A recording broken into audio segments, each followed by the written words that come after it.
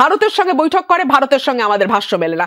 পাকিস্তানের সঙ্গে বৈঠক করে, পাকিস্তানের সঙ্গে আমাদের ভাষ্য মেলে না। আমাদের সরকারের এক উপদেষ্টার সাথে আরেক উপদেষ্টার ভাষ্য মেলে না, এক উপদেষ্টার সাথে প্রেস সচিবের ভাষ্য মেলে না। এই সরকারকে আপনি বিশ্বাস করবেন কিভাবে? আপা, সংস্কার প্রসঙ্গে কথা বলছিলাম, আমরা নির্বাচিতরাই সংস্কার করবে, এটা বিএনপি বরাবরই বলছে এবং সিপিবির সঙ্গে বৈঠকে সেই বিষয়ে আলোচনা হয়েছে। ফলে নির্বাচিত সরকার তো আমরা দেখেছি, আসলে খুব বেশি সংস্কার কি হয়েছে বা মানুষ কি সেই ভরসা পায়? আসলে আমরা এই মুহূর্তে সংস্কার বলতে যেই বিষয়গুলো নিয়ে সবচেয়ে বেশি আলোচনা হচ্ছে সেটা হচ্ছে সংবিধান সংস্কারের প্রশ্নটি, এবং সংবিধান সংস্কারের জন্য যেই যেই জায়গায় সংস্কার আনা প্রয়োজন সেই সেই জায়গার বিষয় সবচেয়ে আগে কোন দলটি কথা বলেছে?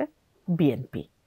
2016 সালে ভিশন 2030-তে কথাগুলো বলা হয়েছে, আজ থেকে 9 বছর আগে। তারপরে তো 27 দফা 31 দফা আমরা দিয়েইছি।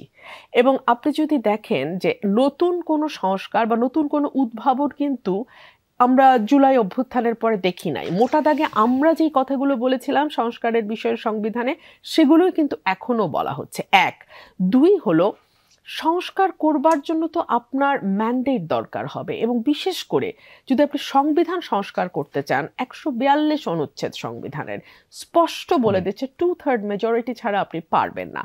3 হচ্ছে মিশু, এখন আপনি সংস্কার করলেন, পরবর্তী যেই সরকারটি আসবে তারা সেই সংস্কার যদি না চায়, তারা কিন্তু লিগ্যাল ওয়েতেই সেটাকে অ্যামেন্ড করে চেঞ্জ করে ফেলতে পারে। তো এই সংস্কারটা করে কি লাভ হচ্ছে যদি আপনি পরবর্তীতে সেটাকে অটুট নাই রাখতে পারেন, তাই না? সেজন্যই তো ওনারা ওই যে গণ অধিকার কি বলে, গণভোটের কথা বলেন, কিংবা সংসদ নির্বাচনের আগে আরেকটা নির্বাচনের কথা বলেন। গণপরিষদ নির্বাচনে যারা নির্বাচিত হবেন তারাই পরবর্তীতে সংসদ সদস্য হিসেবে থাকবে, তাই না? সেই গণপরিষদ নির্বাচনে যখন 2/3 মেজরিটি মানুষ এক সুরে কথা বলবে, তখন এই সংবিধান অনুযায়ী, এক্সিস্টিং সংবিধান অনুযায়ী, সেটা তো তখন অটোমেটিক্যালি সংবিধানের অংশ হবে, তাই না? যে অ্যামেন্ডমেন্ট গুলোর ব্যাপারে তারা বলবে। সো ঘুরে ফিরে তো একই হচ্ছে বিষয়টা। কি আমি সরাসরি খাচ্ছি, আপনি হাতটা পেছন দিয়ে ঘুরিয়ে নিয়ে খাচ্ছেন, এর বাইরে কিন্তু আর বেশি কিছু না, একই জিনিস। আর 3 হচ্ছে, আপনি যদি অন্যান্য রাজনৈতিক দলগুলোর কথাও দেখেন, জামাত, আমাদের গণতন্ত্র মানে বাম গণতান্ত্রিক জোট যারা, তার বাইরে আছে গণসংহতি, গণ অধিকার পরিষদ আছে, বিএনপির সঙ্গে যারা দীর্ঘদিন অ্যালায়েন্স হিসেবে ছিল, মান্না ভাইদের নাগরিক ঐক্য সহ অন্যান্য যে রাজনৈতিক দল, প্রত্যেকেই কিন্তু একটি কথাই বলছে যে এই যে সংস্কার সংস্কার সংস্কার, আজকে 9 মাস হতে চলল, এখন পর্যন্ত কোনো দৃশ্যমান কোনো কিছু কি আসলে এসছে সামনে? উল্টো আমরা দেখতে পাচ্ছি আইন শৃঙ্খলা পরিস্থিতির নাজুক অবস্থা, আমরা দেখতে পাচ্ছি ঘরের দরজায় এসে যুদ্ধ হয়তো বা করা নাড়ছে, আমরা দেখতে পাচ্ছি নিজেদেরকে আরেকটি দেশের ক্রীড়ানকে পরিণত করবার একটা, মানে আমি জানি না এটাকে আমি কি বলবো। আপনি দেখুন এই সরকারটিকে আসলে আপনি বিশ্বাসই বা করবেন কি করে? আমি জানি কথা বলবার পরে অনেক রকম সমালোচনা গালাগালির মধ্যে আমাকে পড়তে হবে, আমি স্পষ্ট বলছি সরকারটিকে আপনি কি করে বিশ্বাস করবেন। আমি দুটো উদাহরণ আপনাকে দেই।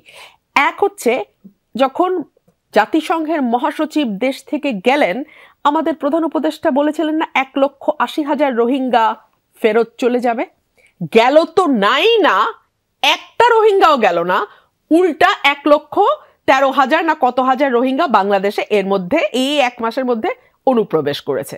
সত্য না সত্য না? না, এটা বোধহয় পুরো সময়টা এই 9 মাসে।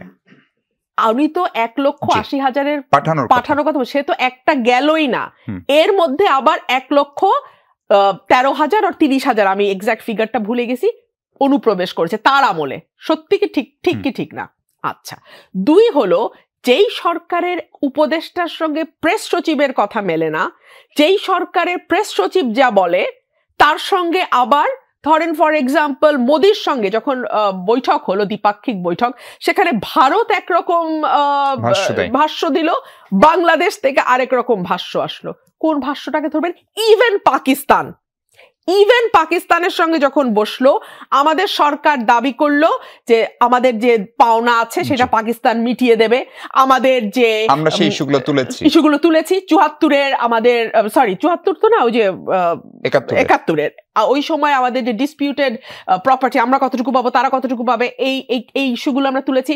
আমরা তাদের গণহত্যা এবং তারা যে নির্যাতন চালিয়েছে তার জন্য তাদের ক্ষমা চাওয়ার ইস্যুটা তুলেছি। একটা কথাও কি আপনি পাকিস্তানের ইয়েতে দেখেছেন? দেখেনি। ভারতের সঙ্গে বৈঠক করে, ভারতের সঙ্গে আমাদের ভাষ্য মেলে না। পাকিস্তানের সঙ্গে বৈঠক করে, পাকিস্তানের সঙ্গে আমাদের ভাষ্য মেলে না। আমাদের সরকারের এক উপদেষ্টার সাথে আরেক উপদেষ্টার ভাষ্য মেলে না। এক উপদেষ্টার সাথে প্রেস সচিবের ভাষ্য মেলে না। এই সরকারকে আপনি বিশ্বাস করবেন কিভাবে?